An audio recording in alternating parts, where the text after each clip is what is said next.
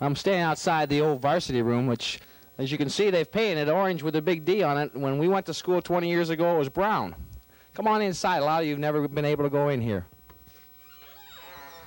Okay.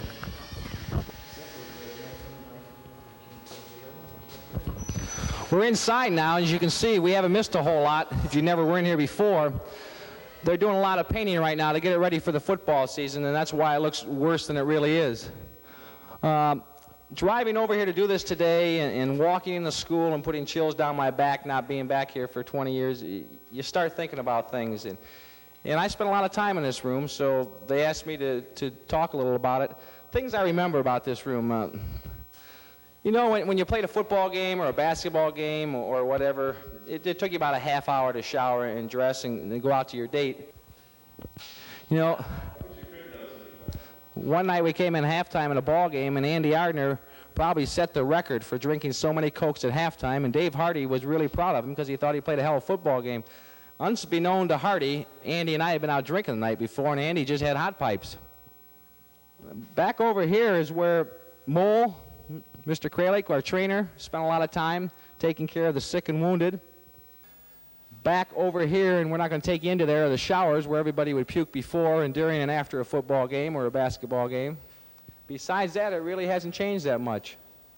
It brings back memories.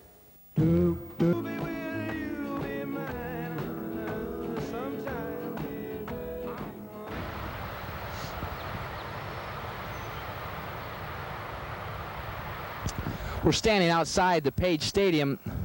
We couldn't get in it today because union problems and having to pay a custodian $60 an hour overtime, so we're going to try to show it to you from outside the fence. As you can see, it's a different press box. The press box, from what I understand, burned down about 8 years ago with a fire. Way in the background, I don't know if you can hear it, it's the expressway that was never here before, and it changes the whole atmosphere of the stadium because of the constant noise. The only noise I remember here is when we packed 10,000 people in here a football game. Used to have bleachers right here, bleachers at the other end. Now, from what I understand, that if they have 500 people to a football game, it's unusual.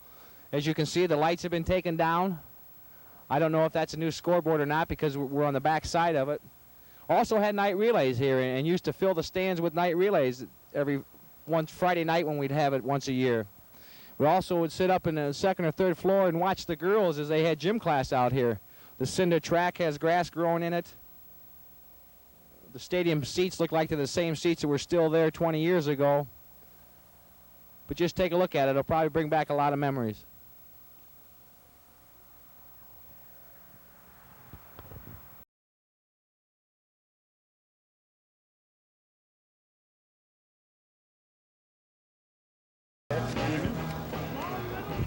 It's been 20 years, Jim, and you and I spent a lot of time here. Boy, I sure remember it, cruising through here, looking around, but this is the best part of it, the Super King. Yep, I wish I had all the money for the gasoline we spent going through this parking lot. Never did score.